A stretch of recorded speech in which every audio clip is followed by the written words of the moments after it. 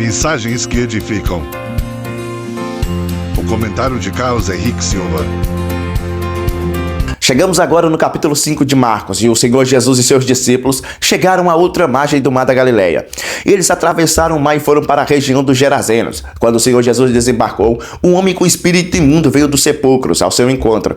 Esse homem vivia nos sepulcros e ninguém conseguia prendê-lo, nem mesmo concorrentes, pois muitas vezes lhe haviam sido acorrentado pés e mãos. Mas ele ia arrebentar as correntes e quebrar os ferros de seus pés. Ninguém era suficientemente forte para dominá-lo. Noite e dia andava gritando e cortando-se com pedras entre os sepulcros e nas colinas. Marcos capítulo 5, versículos do 1 ao 5. No capítulo anterior, o Senhor Jesus e seus discípulos enfrentaram uma grande tempestade antes de chegarem até aqui. Isso nos mostra a força que o diabo é capaz de fazer para tentar impedir as bênçãos de Deus sobre a vida de alguém. E após acalmar a tempestade, o Senhor Jesus e seus discípulos, no versículo 1, chegaram na região de Gerasa.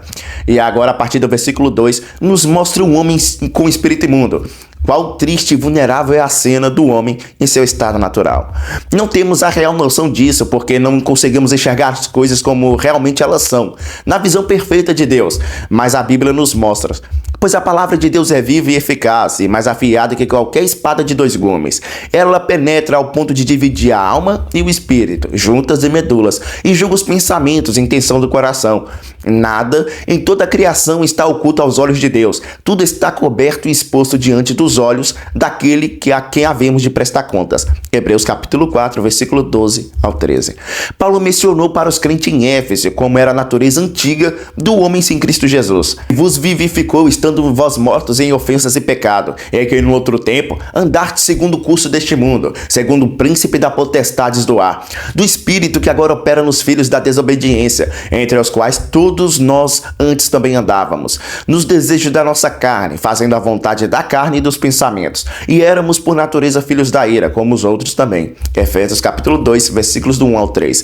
Portanto, a natureza de uma pessoa sem Cristo Jesus é uma pessoa morta em ofensas e pecados, andando segundo o curso deste mundo, segundo o príncipe da potestade do ar, do espírito que opera nos filhos da desobediência, fazendo a vontade da carne e dos pensamentos, e sendo filhos da ira. O homem em seu estado natural, ele não busca a Deus, ele não se inclina para as coisas de Deus, devido ao pecado que herdamos desde o Éden, prejudicando toda a criação, fazendo o homem ficar em estado. Olha só o estado que o homem fica. Não há nenhum justo sequer, não há ninguém que entenda, ninguém que busque a Deus. Todos se desviaram, tornaram-se justamente inúteis. Não há ninguém que faça o bem, não há nenhum sequer. Romanos capítulo 3, versículos do 10 ao 12. Este homem com espírito imundo mostra as características do homem após o pecado arranhar a criação. A primeira característica que vemos deste homem é que veio dos sepulcros, no versículo 2. Isso nos fala da morte. A Bíblia diz que pelo que, como por um homem entrou o pecado no mundo, e pelo pecado a morte, assim também a morte passou para todos os homens, por isso todos pecaram. Romanos capítulo 5, versículo 12. A segunda característica que vemos é a rebelião, e ninguém conseguia prendê-lo, nem mesmo concorrentes. Isso está no versículo 3. A característica de quem está sobre o domínio ou influência do diabo, segundo o príncipe da potestades do ar, do espírito que agora opera nos filhos da desobediência. Isso está em Efésios capítulo 2, versículo 2.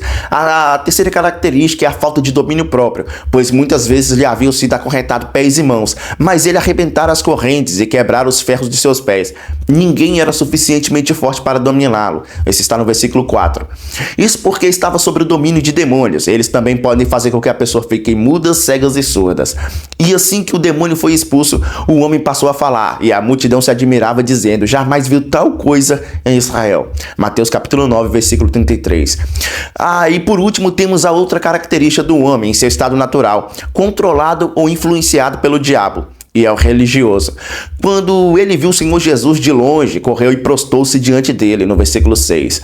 O fato dos espíritos imundos terem se prostrado diante do Senhor Jesus não significa que as intenções eram boas.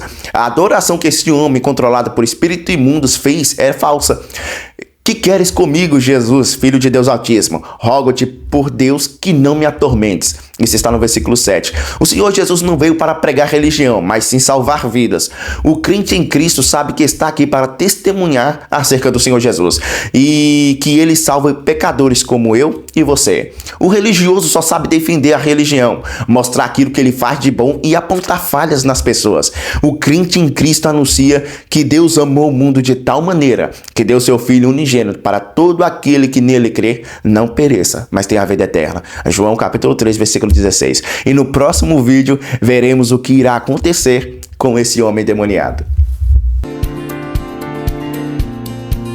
Mensagens que edificam.